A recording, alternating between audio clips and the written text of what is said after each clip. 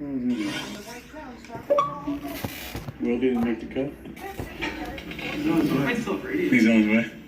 That's what I said. Nate, you said everybody was in here. Everybody matters. That's what he said. That's what he said. No Bob Demosky, either.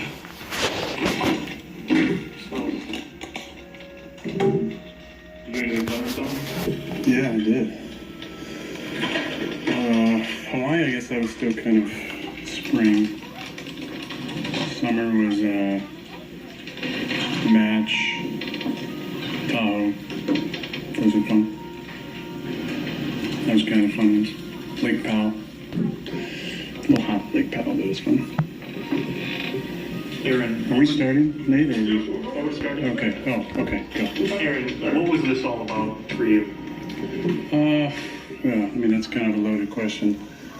I think, there was a lot of things that transpired. This wasn't, a draft day thing, This was, started with a conversation in February that the season ended.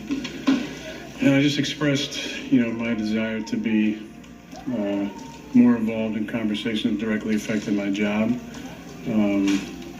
Also, I wanted to help the organization maybe learn from them some of the mistakes in the past, in my opinion, about the way that some of the outgoing veterans were treated, and just the fact that we didn't retain a number of players that I felt like were core players to our foundation, our locker room, high character guys. I'm talking about Charles Woodson, Jordy Nelson, Julius Peppers, Clay Matthews, Randall Cobb, James Jones, John Kuhn, Brett Good, TJ Lang, Brian Balaga, Casey Hayward, Micah Hyde, guys who were, exceptional players for us, but great locker room guys, high character guys.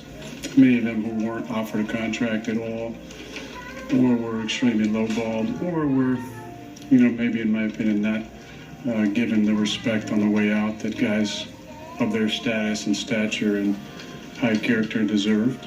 And then it kind of progressed from there into a commitment for the 2021 season and beyond. That really wasn't given at any time. So for me, I had to assess the situation, not necessarily wanting to be a lamed up quarterback, especially after an MVP season, which I think you can understand. And then the other part in February was wanting to be a part of conversations involving free agents, which has never happened in my career. I've trained with a number of NFL guys most of my career in the off seasons. My agency, Athletes First, has had a number of high draft picks over the years. I've tried to pass along information. Hasn't really been used, shall we say. So I wanted to offer my services as a recruiter, and I think we can all understand, Green Bay isn't, a huge vacation destination. People are coming here to play with me, to play with our team, and knowing that they can win a championship here. And the fact that I haven't been used in those discussions was one I wanted to change moving forward. And I felt like based on my years, the way I can still play, that should be a natural part of the conversation. As that progressed from that point, nothing really changed on that front. So we got into March and the conversation changed. As I felt like if you can't commit to me past 2021, and I'm not a part of the recruiting process and free agency, if I'm not a part of the future, then instead of letting me be a lamed up quarterback, if you want to make a change and move forward, then go ahead and do it. That obviously didn't happen. Like I said, it wasn't a draft day thing. There were conversations for a number of months leading up to that. Post the draft, I think what basically happened was then they said, we'll give you some money now. Let's see if we can throw some money at you. I said from the start it wasn't about the money. Obviously, I didn't show up for the off-season program or mini camp. To me, it was bigger than this. It was about trying to be a resource for the organization that I care about and love so much. So when the money came at me, the other part is, the backstory to that is, after the season, there was a part of me that did think that there would be conversation about an extension. Based on my cap number this season, next season, it seemed natural based on the way I played to at least have a conversation about it. It wasn't a conversation. Not until into May.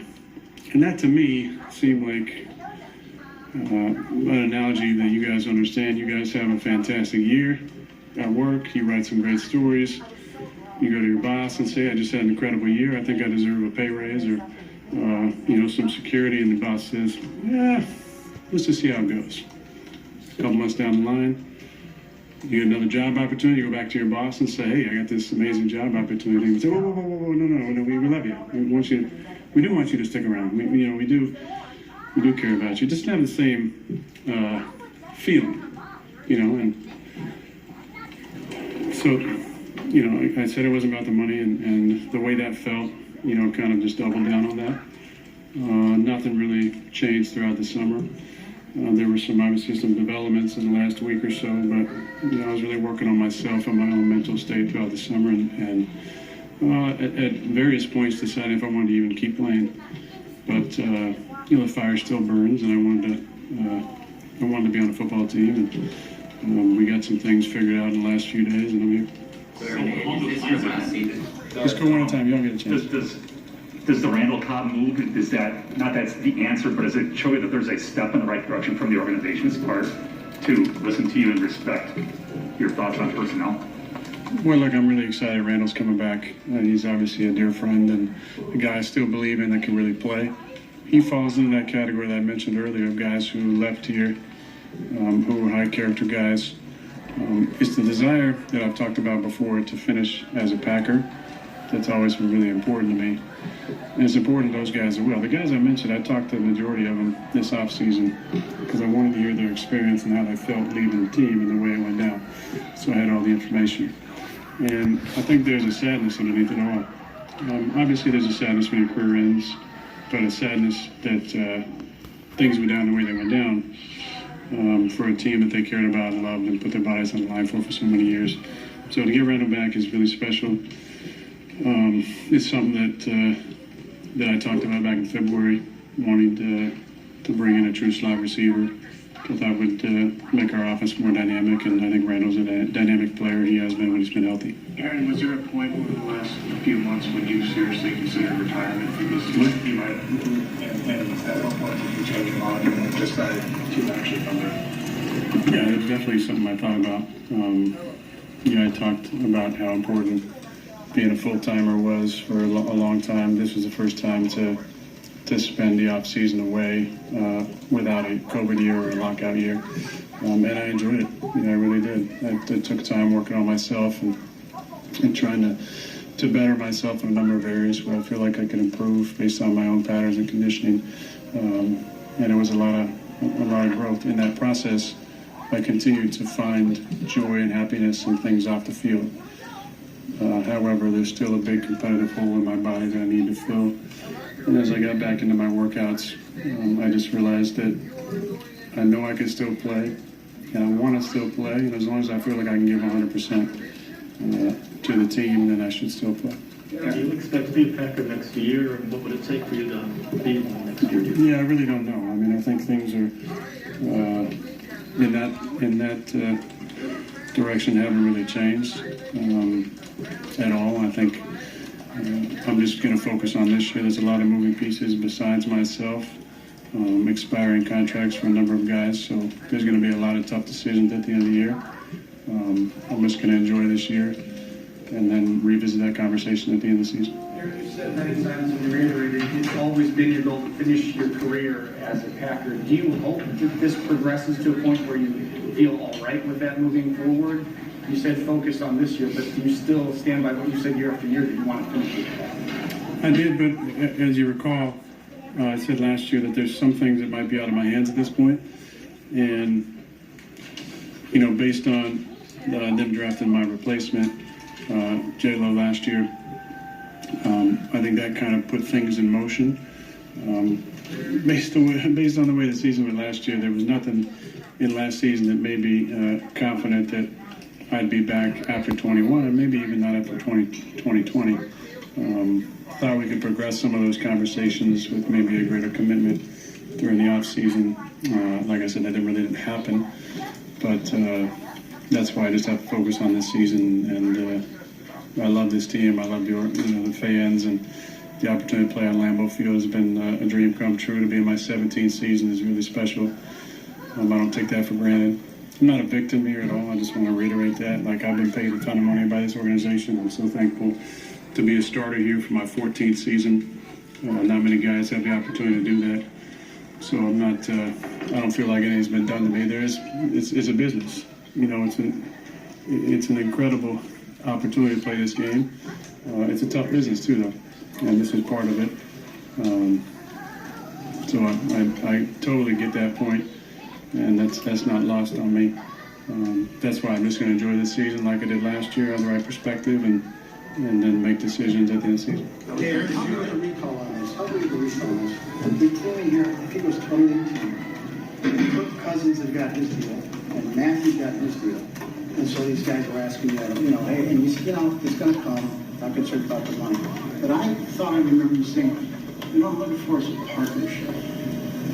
Is that accurate? Because it wasn't long after that you got the deal. And then 6 months later on a Monday, they said they called you on a golf course and said, it's Matt LaFleur, I want you to talk to him. Is that the kind of thing you're talking about that will fade away after that? Yeah, well, I wouldn't call that partnership, that part of it. I mean, I wasn't involved in those conversations at all. I talked to Matt after the deal had already been in place to hire him as a coach. So I wasn't part of that conversation. Let's just make that completely clear. I do love Matt, and we've had a blast together, and I'm glad he's here. But it's decisions like that have happened over and over and over again that make me realize that the organization looks at me and my job is just to play. In my opinion, based on what I've accomplished in this league, the way I care about my teammates, the way I show up in the locker room, the way I lead, the way I conduct myself in the community, it should tie myself to a little bit more input. The rules, are the same for most people, but every now and then there's some outliers. Guys who've been in an organization for 17 years and won a few MVPs, where they can be in conversations at a different higher level. I'm not asking for anything that other great quarterbacks across the last few decades have not gotten. The opportunity to just be in conversation. So if you're gonna cut a guy who, based on a meritocracy, was our second best receiver in training camp last year for the majority of camp, maybe run it by me. See what I feel. I might be able to change your mind. But at least to be in a conversation makes you feel like you're important, you're respected. And that's what I tried to convey in February and for the first couple months. But no, it hasn't been that. That's just the way they do it. I don't necessarily agree with it, but objectively, there's been a lot of success here over the last 30 years. I just wanted to be a little bit more involved, and I understand that that's not the way it went. So, Aaron, did you not get any of those? I mean, all these things are reasonable things to want to be. Any of these things, did they give you anything or say anything like, yeah, we're going to do this, or is it just the same as it always was? I'm not sure, Rob. At this point, I can only say one of the things was to be involved in free agency. Because we just talked to Preston Smith, why he came here and why he actually took a pay cut to re-sign. He knows that we got an opportunity to win a championship when I'm playing. And it's a sentiment that's echoed by other players across the league who hit me up that I'm friends with. They want to come or get traded or, come to Green Bay. They want to be a part of an opportunity to win a championship. And that's why I just wanted to make myself available, to have those conversations, to be maybe something that tips it over the edge if you're trying to sign a specific guy. So that wasn't part of Mark's plan. Did they have shown security or, given you some assurances ahead that you would be here for several years? How would they do that financially, given their salary cap situation and not being in a situation where when you retire, there would be something you moved on. Yeah. How would you? Yeah, it's a good question, Spoon. I think there's ways of doing that, through signing bonuses and stuff that can lessen the load for sure. But there wasn't a commitment past 2021. There was conversation about that. I know you guys were all talking about moving salary around through a restructure to open up some cap space for sure. Obviously, with the salary cap going down from the 190s to 182, I think everybody's contract or had a contract basically got restructured in some way. It was more just the approach to professional at this point. You mentioned here today you strongly considered retirement you considered retirement this off season. For that to change in the last week, what transpired, and is it as simple as them doing something, going out and getting Randall Cobb to prove that it's not mere words to get you back in the building? Yeah, I mean, it definitely was important to me. But again, there was conversations with some former teammates that I had. A lot of those guys I mentioned are retired, and talking to them about their retired life and picking their brains about what it looks like was good for me. I also wanted to see how my body responded after some of the intense training over the last couple of months, and I felt really good. Anything, talk about how that kind of refueled your fire, those conversations, anything that stood out, anything, I don't know if it's anything you want to share in that regard? No, I'm not going to share that. Hey, Aaron, there's been a lot here to digest, but one thing I'm not clear on, did you get the right to basically decide where you're going to play next year if you choose to play? No, that's not what I've been told to understand. Aaron, with all of these different reports that are coming out this offseason, some of the people speaking for you, what would you say is the biggest misconception about this entire process? That the media loves to make stories when there's not enough content to put out there. Yep. Look, I realize, there were times I could have said something, but I firmly believe that there is wisdom in silence. And also, I love this city and this organization. And I didn't want to get into a pissing match with a team that's employed me for 16 years, paid me a lot of money. I felt like handling things behind closed doors was the right way to do it. There were some leaks for sure. I can promise you, I didn't have a part in any of those. My representation has assured me the same thing. I don't know what benefit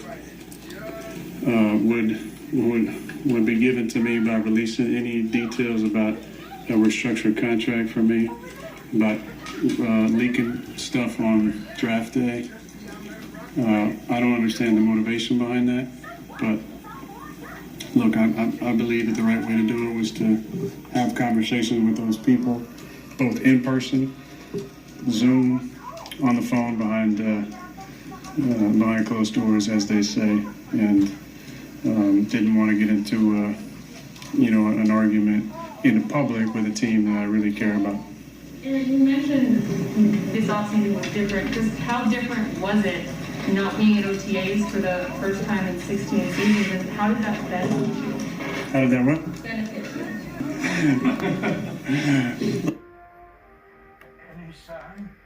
I can't find them anywhere. Zoom. And hungry. Not mention anything past 2021 made me feel like that I wasn't in the future plans, which again, I get it, it's a business, and I'm not a victim here. I've made a ton of money here, and I've been really fortunate to play a long time and to play here. At the same time, I'm still competitive, and I still feel like I can play. I proved it last year. So I felt like making a commitment past the 2021 season was not a big deal. And there are ways to do that. That wasn't necessarily accomplished. Eric, you said back in March that the team, you basically came to the conclusion that, okay, if you're not going to quickly beyond the season, let's just move on now. The Packers were very steadfast, both publicly and privately, to other teams. We're not trading them. Do you want to be here right now? I do. I love my teammates. I love the city. I love my coaches. It is a lot of fun to be back here. And like I said, I'm competitive. And I realize the type of team that's in place here. It's a team that's has a lot of talent on it. it's been close the last couple of years. So I'm definitely excited about this season. I've had a lot of great conversations over, let's say, the last 2 weeks with various teammates, past and present, and it's definitely refueled the fire to go out and lead and perform at my best. I felt really good today after a long hiatus, just being back out there and feeling like the rhythm and the timing and the accuracy was where I wanted to be. So I feel really good about being back. It's fun to see a lot of guys to walk in the locker room. It's strange after so many months, but it was fun to see the guys, see the old guys, the trainers, equipment staff, Andy Gruber. I just gave him a hug. I hadn't seen him. He wasn't here all last year. So there's a lot of fun things about being back, and I understand the opportunity that's here. How did that benefit you? How did that work? Benefit you? Shoot, it was great. Look, like I said, I think it's important that we work on our mental state. And as you've seen with Simone Biles, I think there needs to be more conversation around that. We as athletes are often put on a pedestal that we're not, that we're beyond any, mental hindrances or clutter. And the only time that mental health often gets talked about is when it's under the conversation of depression. I didn't have any depression. But I have a ton of respect for people who speak out in those situations. For me, it was just about clearing any of the clutter. And that's what I tried to do this off season by adjusting some habits and spending time with my loved ones, traveling as safely and as often as I possibly could, and then making sure I was ready to go if I came back. We're going to take some more from in here, and then we're going to go to Zoom. Why do you want to be involved in some of these personnel decisions? On some of these, you would have been wrong, I think. The guys didn't have great years when they left here. They got a lot of money, and it ended up being cap hits. Where the Packers didn't decide to move on from Favre, you wouldn't have been here either, or you might not be standing where you're at here. Why do you want to get involved in all that? Well, I respect the questions, Phil, and I think there's a lot of hypotheticals based on different things. I understand that I'm here because Ted Thompson took a shot on me, but also can't compare the two situations when you look at the last years of Favre's career here, based, comparing to mine, especially leading up to 2005. It was a different situation. When it comes to personnel stuff, it's not all personnel stuff that I'm talking about. I just want to be involved in conversations that affect my ability to do my job. And it's not all personnel. But I think I have a unique perspective being in a locker room and having been the starter for 13 years and being here for 16 years. There's not many people who've been in a position of influence longer than I have in this building. So it gives me a unique perspective to shed light on how things work together. One of the most important things is chemistry and cohesion in an organization, and I think I can offer an interesting perspective. It's not where I need to have final say on anything. I never asked for that. I just want to be in a conversation. I'm interested in how they look at certain players, and if they value character, if they value chemistry, if they value what they bring to the locker room. And I think, yeah, some of those guys might not have had great seasons other places, but it's different when a Jordy Nelson has got me throwing him the ball. It's different when Randall Cobb's got me throwing the ball. It's maybe a different motivation when some of these guys go elsewhere. It is different to move to a new team. And yeah, some of those decisions would have been different, but maybe bringing back a JP for, $3 million in a one-year deal when he really desperately wanted to retire as a Packer might have been a good thing to do. Maybe letting Jordy play another season here.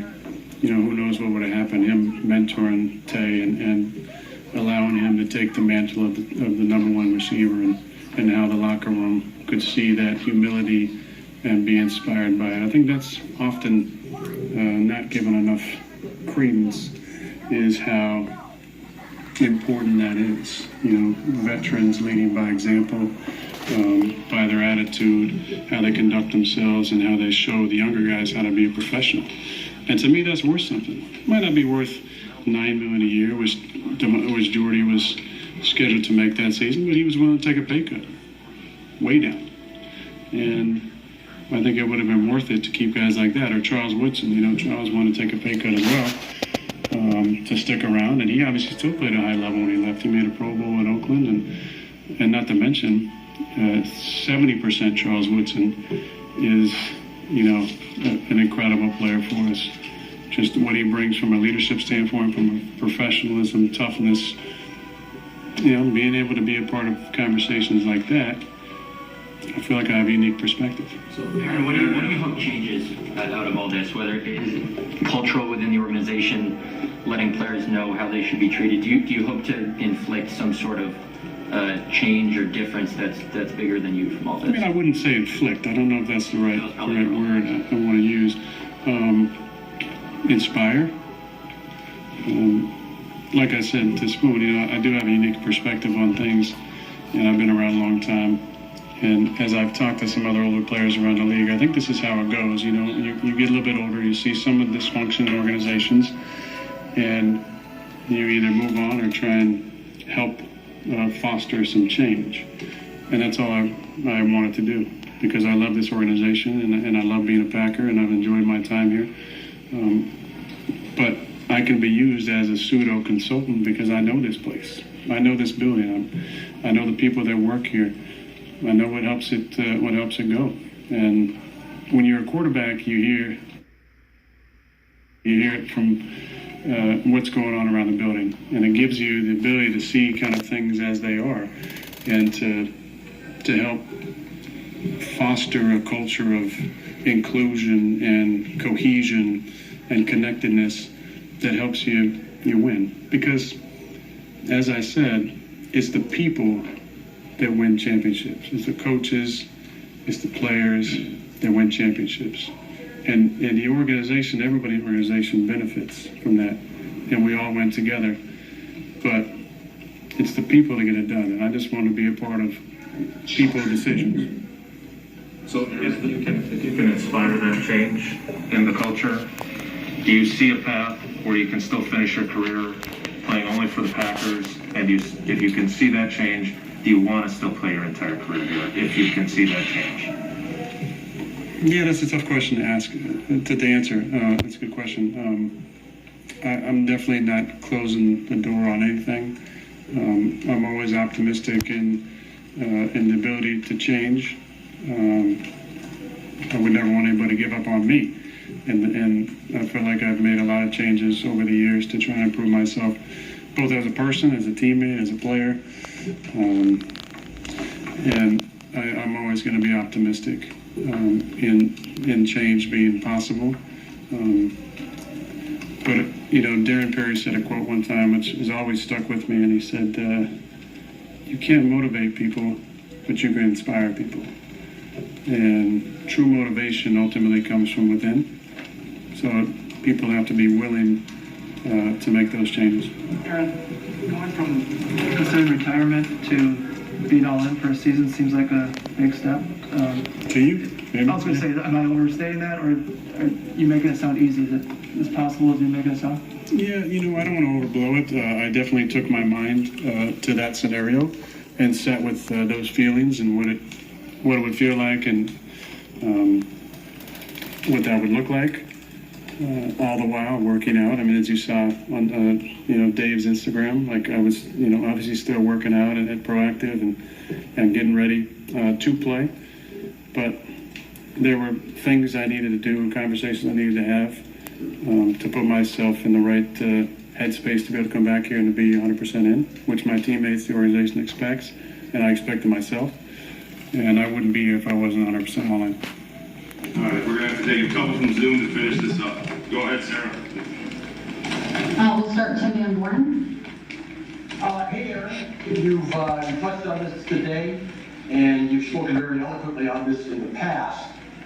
With all that's gone and said and done to this point, as we sit here in late July 2021, what does it mean to you to be the quarterback of the Green Bay Packers? Well, Tim, it's still an honor. It's still something I'm very proud of. I did see something about Farby and Bart playing 16 here, and this is obviously number 17, so there's something special about that. I've been here a long time. I've seen a lot of change in personnel and people in the building and the fields and the Hall of Fame and pro shop and cafeteria twice, weight room. It's been it's been fun to be a part of the change. A lot of times, like at Cal, you move on and then everything gets, it's been fun to be a part of the change. A lot of times, like at Cal, you move on and then everything gets better. It's been fun to see the facilities and everything get better and be able to be the quarterback here and see the south and north end zones, the way they got built up and adding 8,000 fans at Lambeau. It's been fun to be a part of all the growth and those things. But yeah, this has always been a special thing for me to be the quarterback here, and I'm really thankful to be back here for a 14th season to start. Chris Ross. Hey Aaron, there's going to be this perception now that every time a roster decision is made, how much input or non-input did you have? How much responsibility is on you to kind of keep that distraction to a minimum so that it doesn't fester all season long and maybe distract this team from its goal? Chris, I don't see that as a distraction because I don't expect to be a part of those discussions. So I'm happy that Randall Cobb is here, and that's definitely something that I was hoping would happen, but I don't see that being a distraction. And last one for Zoom, Lance Allen. Aaron, you mentioned the keyword chemistry, and you know as well as anybody that, you got to bond with the guys in the locker room and some call football the ultimate team game. How do you bond with guys? I know a lot of guys have their back, but how do you prevent it from being an us versus them mentality in the front office and just go about your business and accomplish your goal? Well, I think there's, as I've seen over the last 16 years, there's different things that motivate guys. I think expiring contracts is definitely one of them. I think you've seen it many, many times over the years. Guys come into a contract year and they show up a little bit different, body a little bit different, focused a little bit different. So I'm not worried about those guys, who have contracts that run out. Guys like MVS and obviously Devontae and Bobby Tunyon and some of those guys who have in the last year of their deal. I know they'll be motivated. It's about the staff and the players getting ready to be ready for a season here. I think in 47 days or so, playing a game. So this is what training camp's all about, and we'll get after it the best we can. All right, thank you, Aaron. Thank you, everyone.